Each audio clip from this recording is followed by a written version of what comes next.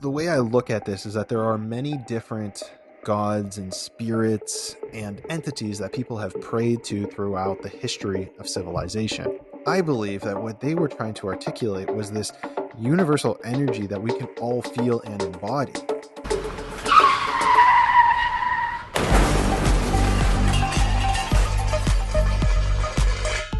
What is up, conscious monkeys? Welcome to another episode of Catch Up with Clayton. As always, I'm your host, Clayton.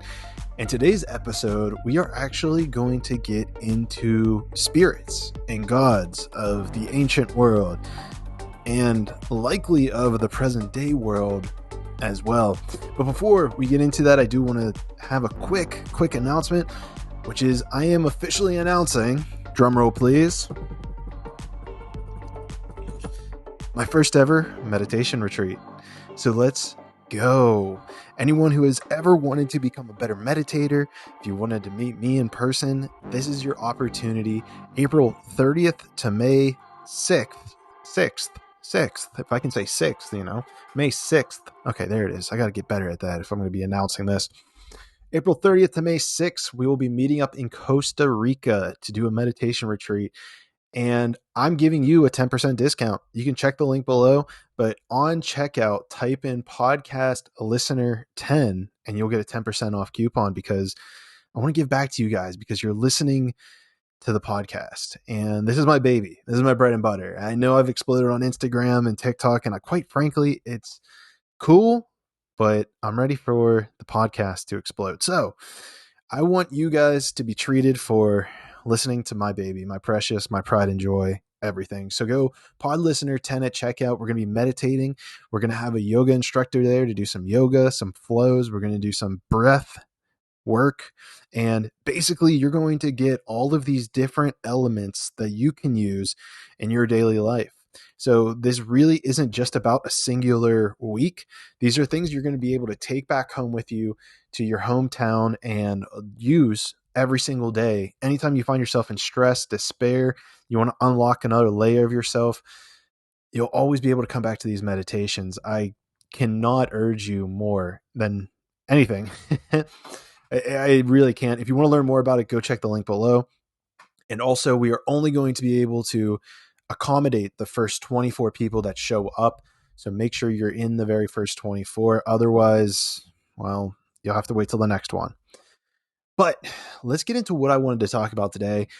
And it's interesting because the entire week I had no idea what I was going to talk about. I mean, I had a dope week. I gave thanks with my family, my cousins, everything. I had a great time, but nothing about it really resonated as something to talk about. But then it came to me yesterday. The idea of spirits and gods and working with them, using your channel to work with them in this present physical reality of right now.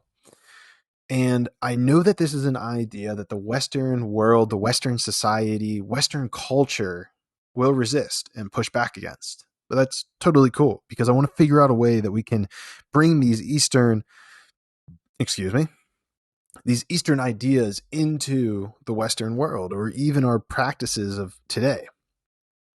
Now, as I'm kind of going through this little monologue, I want to point out that it might come across a little sloppy at times, but there's something about this that just feels right to me.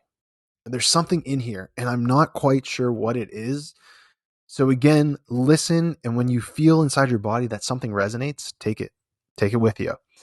I don't know what all of those things are going to be, but there's something in here that's a nugget. So the way that I've kind of thought about this, and there's multiple different ways to think about this, I need to think about how I want to set this up. Because the way I look at this is that there are many different gods and spirits and entities that people have prayed to throughout the history of civilization. The ones that come to mind for me very quickly are Roman deities. The god of love, the god of war, the god of Mars, of Venus, of the planets, representing different energies and emotions within us. And honestly, this is probably the best place to start, because I find it interesting that they would actually have a god for each emotion that we would feel. And then on top of that, they would personify them and give them a personification. They'd give them attributes. They'd give them qualities that would, how do I want to articulate this? That would make them real, that would make them tangible for us to understand, to relate to. And I think that's super powerful, because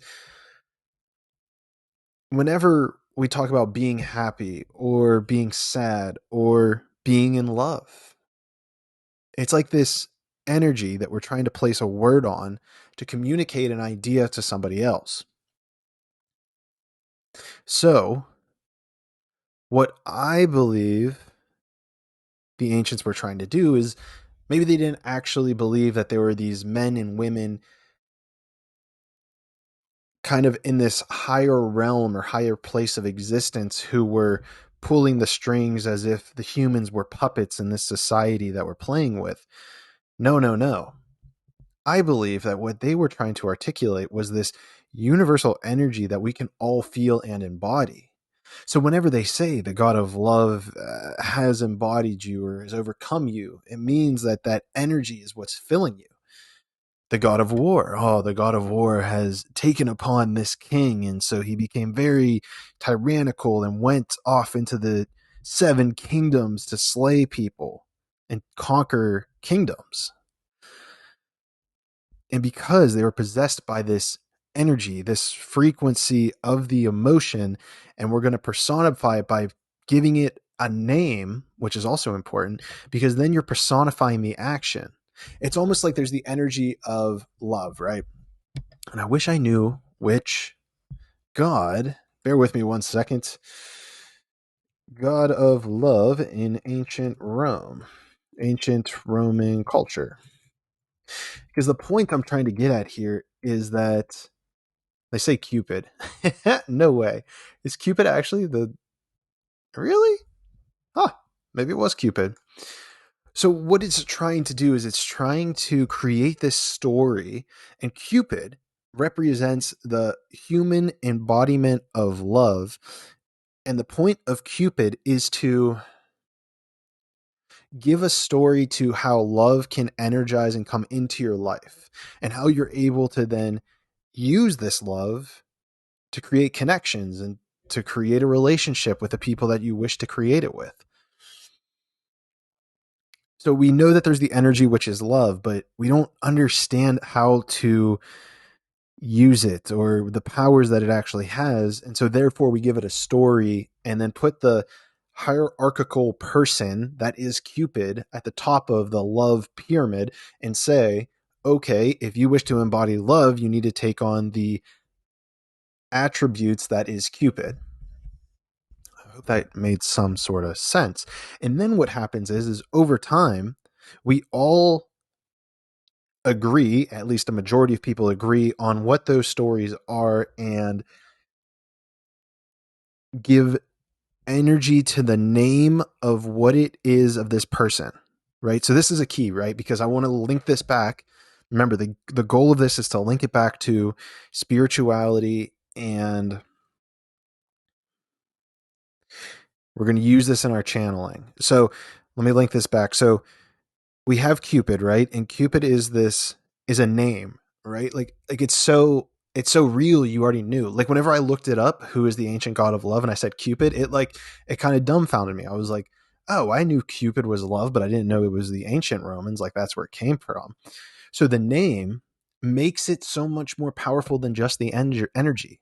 I want to embody that Cupid energy, and it invokes some play down the line. But I feel like, where was I going with this? I feel like the point though is that Cupid is the god of love. So if you are trying to be more in love with life, if you're trying to be more in love with another person, if you're trying to be more in love with yourself, you would want to call upon the god who the collective consciousness has agreed upon is at the top of that hierarchy, which is Cupid. So does this kind of make sense? Does it kind of make sense where I'm going with this? Because if we collectively agree that this entity, this name, this person is at the top, then we all agree that this energy is in existence. The Cupid energy, the Zeus energy, the Achilles energy. And where it gets crazy is then we can tap into it with our ability to channel. And that's where I kind of figured that out today, was this ability to actually call upon specific spirits and entities and gods, for an instance, of communicating with them. Now, all this comes with a caveat, and I want to say exercise caution. Exercise caution, because if you don't know the God you're dealing with, you could anger them, you could upset them. So do your research if you are going to take this path with channeling and all that. So I feel like it also has to hold true, because shamans and people who channel, this is nothing new. These people who have channeled and have been connected to the universe have been around as long as humans have been on Earth, probably longer. Well, the shamans have been on Earth connected to the universe as long as people on Earth has been here, but I think we all know there's aliens and a bunch of other creatures and beings who have for sure been tapping into this since the beginning of the fabric of the universe. So this really isn't anything new per se. Maybe it's new to you because I'm bringing it into your awareness and you are resonating with it because your soul knows at some vibrational frequency that this is real.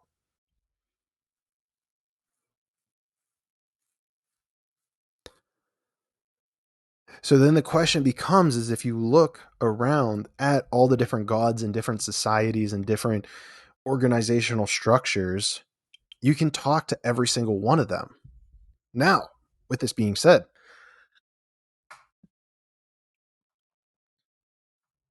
you need to be careful. We said about the need to be careful. You need to be careful to make sure you don't piss them off. You know what they like, what they don't like. You can find a lot of this information online, which is crazy to me. But where it gets interesting is that you can actually tap into the gods of different cultures and religions if you can invoke them with their name. With their name, you give some sort of offering. And so do research. You're not limited to only one category of God.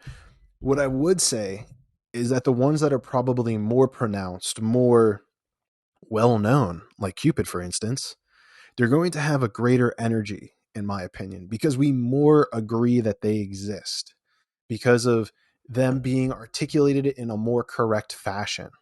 So look at it this way, right? I can tell you a story about love, and we'll call that person Clayton, per se. We'll say it's Clayton. And then our tribe runs into another tribe, and they have another story about love, but it's Cupid, right? And Cupid, the way they personify and talk about Cupid is so much more specifically articulated, correctly articulated, no, accurately articulated to the frequency of love, that people would agree with it as being a more higher truth, a more correct truth, a more accurate personification of Cupid and of love. So then everyone who originally called the highest personification of love being Clayton, they just toss that out and they say, we'll just adopt Cupid instead. And I'm down for it because it's a more accurate articulation of the energy and of the person and of the story that embodies Cupid. So all of this to say that if you're a channeler, if you meditate, even if you use your dreams to talk with the other side, whatever it is, whether you just pray, think about the God of the personification that you are trying to most bring into your life at the time.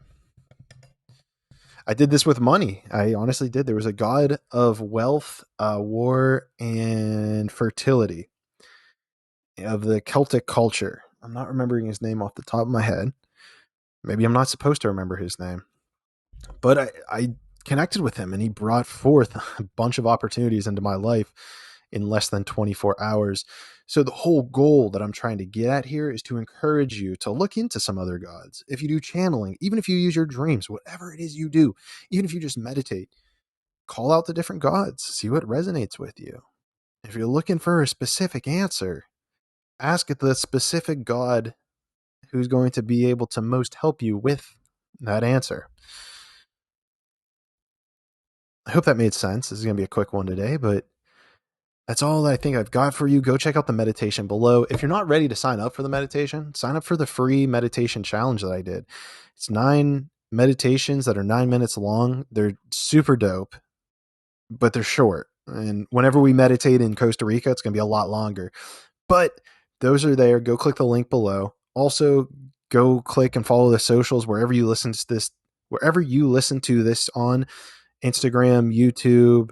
Well, you don't listen on Instagram, but YouTube, Spotify, Apple Podcasts, anywhere. Please follow, share the stuff, share this. If you know anybody who channels, share this with them, because sharing is the best way that you can help me out for free. That's what I want to ask you. If you learned one thing from this, then share this podcast with someone else, because it literally costs you $0 and it just takes you 1 second to press share. So that's what I'm going to ask you to do. I appreciate it. And I'm fired up. Oh, this week, I also forgot to mention that this week we have a new guest coming on. His name is Equanimous, and he makes music. And it's a really dope conversation. So if you're into music, this dude's tapped in. If you're into spirituality, it's going to be a very interesting conversation that we'll be able to have about the melodies, about music, about how it transformed over the time. And it's a very, very interesting conversation. So that is releasing on Monday. That will be what episode will that be? 58? I think it's 58. Holy shit. Or 57. I think it's 57. I'm not sure what number it is, but I do know the number that we will be reconvening, which is the 6th. Damn it. That didn't work out how I wanted it to. What I basically was trying to say is that I will see you all in the 6th dimension.